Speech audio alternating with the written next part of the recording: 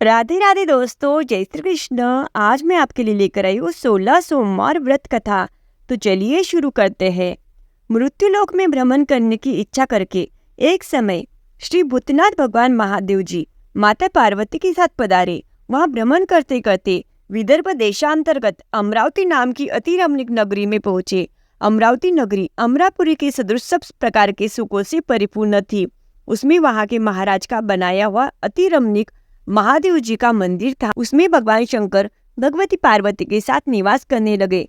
एक समय माता पार्वती ने प्राणपति को प्रसन्न देख के मनोविनोद करने की इच्छा से बोली, हे महाराज, आज तो हम तुम दोनों चौसर खेलेंगे। शिवजी ने प्राण प्रिया की बात को मान लिया और चौसर खेलने लगे। उस समय इस स्थान पर मंदिर का पुजारी ब्राह्मण मंदिर में पूजा करने को आया। माता जी ने ब्राह्मण से प्रश्न किया कि पुजारी जी, बताओ इस बाजी में दोनों में से किसकी जीत होगी। ब्राह्मण बिना विचारे ही शीघ्र बोल उठा कि महादेव जी की ही जीत होगी। थोड़ी देर में बाजी समाप्त हो गई और माता पार्वती जी की विजय हो गई। अब तो पार्वती जी ब्राह्मण को झूठ बोलने के अपराध पे श्राप देने लगी। महादेव जी ने पार्वती जी को बहुत समझाया, परंतु उन्होंने ब्राह्मण को कोढ़ी होने का श्राप दे दिया। कुछ समय बाद पार्वती जी के श्रापवश पुजारी के शरीर में कोढ़ पैदा हो गया। इस कारण पुजारी अनेक प्रकार से दुखी रहने लगा। इस तरह के कष्ट भोगते हुए जब बहुत दिन हो गए तो देवलोक की अप्सराएं शिवजी की पूजा करने उसी मंदिर में पधारी और पुजारी के कोढ़ के कष्ट को देखकर बड़े दया भाव से उससे रोगी होने का कारण पूछने लगी। पुजारी जी ने निसंकोच सब बातें उनसे कह दी। वे अप्सराएं बोली, हे पुजारी, अब तुम अधिक दुखी मत होना, भगवान शिवजी तुम्हारे कष्टों को दूर कर देंगे। तुम सब व्रतों में श्रेष्ठ 16 सोमवार का व्रत भक्ति भाव से किया करो। पुजारी जी अप्सराओं से हाथ जोड़कर विनम्र भाव से 16 सोमवार का व्रत की विधि पूछने लगे। अप्सराएं बोली कि जिस दिन सोमवार हो उस दिन भक्ति के साथ व्रत करे, स्वच्छ वस्त्र पहने, आधा सेर गेहूं का आटा ले, उसके 3 अंग बनावे और घी गुड़ दीप नैवेद्य पुंगी फल बेलपत्र जनेऊ जोड़ा चंदन अक्षत पुष्पादि के द्वारा प्रदोष काल में भगवान शंकर का विधि से पूजन करे। तत्पश्चात अंगों में से एक शिवजी को अर्पण करे, बाकी 2 को शिवजी का प्रसाद समझकर उपस्थित जनों में बांट दे और आप भी प्रसाद पावे। इस विधि से 16 सोमवार व्रत करे।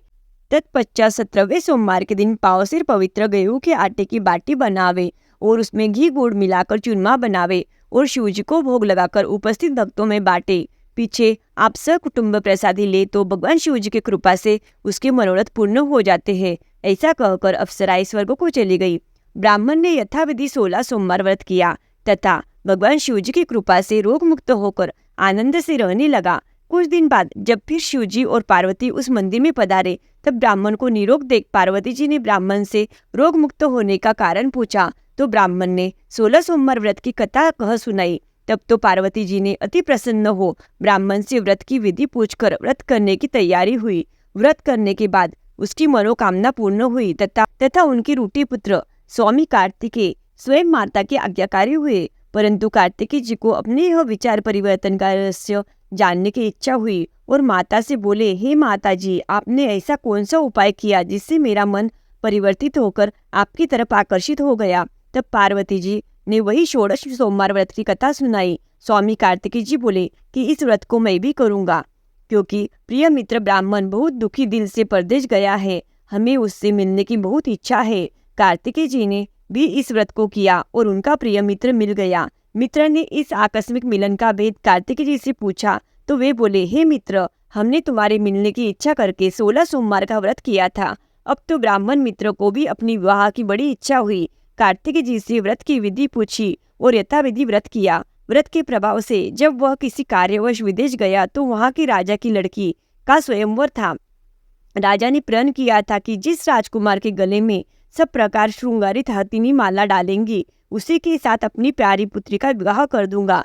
शिवजी की कृपा से ब्राह्मण भी स्वयंवर देखने की इच्छा से राज्यसभा में एक ओर बैठ गया। नियत समय पर हथिनी आई और उसने जयमाला उस ब्राह्मण के गले में डाल दी। राजा की प्रतिज्ञा के अनुसार बड़ी धूमधाम से कन्या का विवाह उस ब्राह्मण के साथ कर दिया गया। ब्राह्मण को बहुत सा धन और सम्मान देकर संतुष्ट किया। ब्राह्मण सुंदर राजकन्या को पाकर सुख से जीवन व्यतीत करने लगा। एक दिन राजकन्या ने अपने पति से प्रश्न किया, हे प्राणनाथ, आपने ऐसा कौन सा भारी पुण्य किया जिसके प्रभाव से हथिनी ने सब राजकुमारों को छोड़कर आपको वरण किया। ब्राह्मण बोला, हे प्राण प्रिय, मैंने अपने मित्र कार्तिकी जी की कथानुसार 16 सोमवार का व्रत किया था, जिसके प्रभाव से मुझे तुम जैसी स्वरूपवान पत्नी को प्राप्ति हुई है।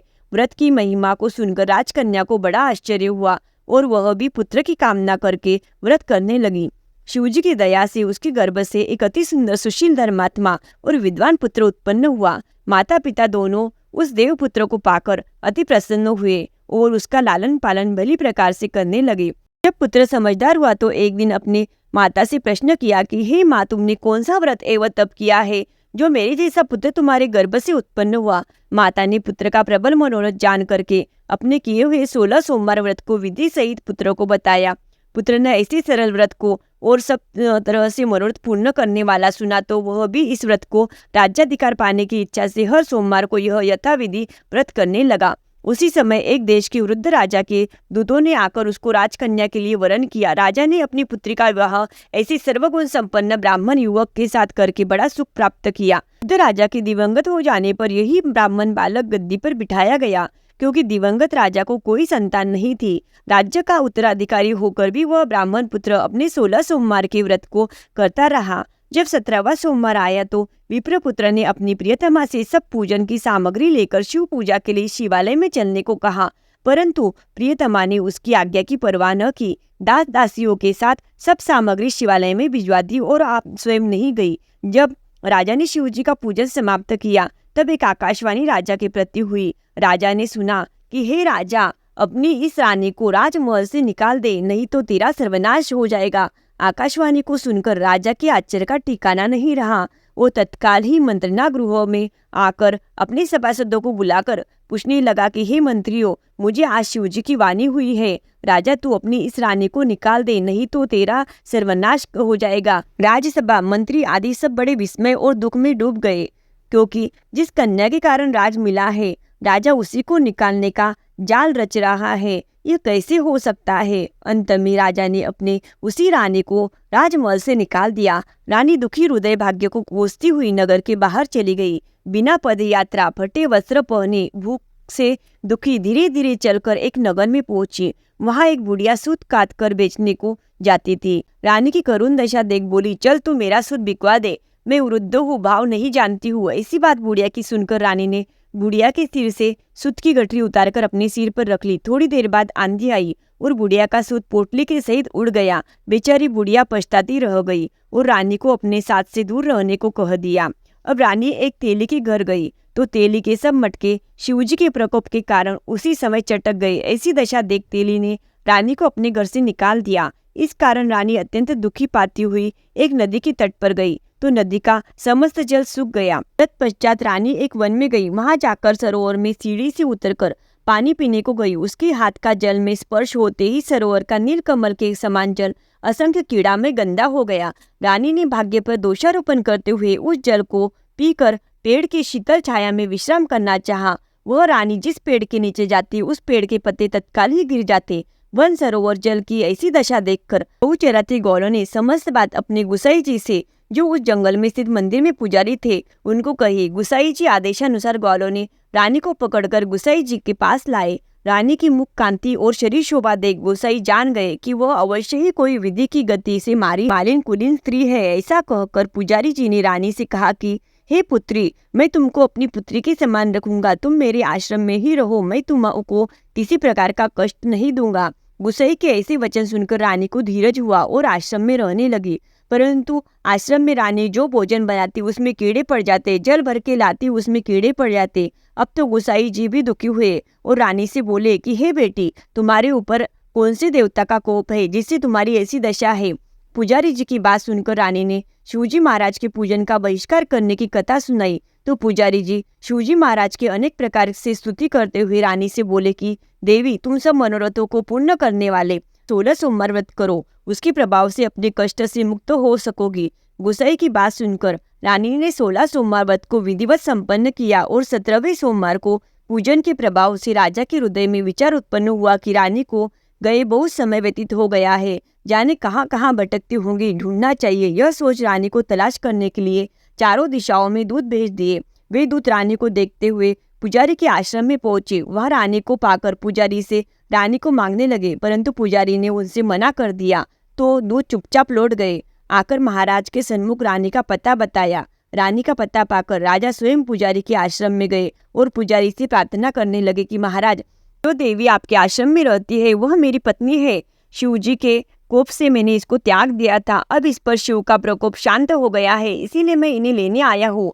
आप इनको मेरे साथ जाने की आज्ञा दे दीजिए। गुसाई जी ने राजा के वचन को सत्य समझकर रानी को राजा के साथ महल में भेज दिया। नगर में अनेक प्रकार के बदावे बजने लगे। नगर निवासियों ने नगर के दरवाजे तथा नगर को तोरण बंदरवारे से विविध विधि से सजाया। घर घर में मंगल होने लगे। पंडितों ने विविध वेद मंत्र का उच्चारण करके अपनी राजरानी का स्वागत किया। ऐसी अवस्था में रानी ने पुनः अपनी राजधानी में प्रवेश किया। महाराज ने अनेक तरह से ब्राह्मणों को दानादि देकर संतुष्ट किया। याचकों को धन धान्य दिया। नगरी में जगह जगह पर सदाव्रत खुलवाए, जहाँ भूखे लोगों को भोजन मिलता था। इस प्रकार से राजा शिवजी की कृपा से पात्र होकर राजधानी में रानी के साथ अनेक तरह के सुखों का भोग करते हुए सोमवार व्रत करने लगा। विधिवत शिव पूजन करते हुए इस लोक में अनेक सुखों का भोगने के पश्चात शिवपुरी को पधारे। ऐसे ही जो मनुष्य मनसा वाचा कर्मना द्वारा भक्ति द्वारा सहित 16 सोमवार का व्रत पूजन इत्यादि विधिवत करता है, वह इस लोक में समस्त सुख को भोग कर अंत में शिवपुरी को प्राप्त होता है। यह व्रत सब मनोरथों को पूर्ण करने वाला है। इति 16 सोमवार व्रत कथा संपूर्ण।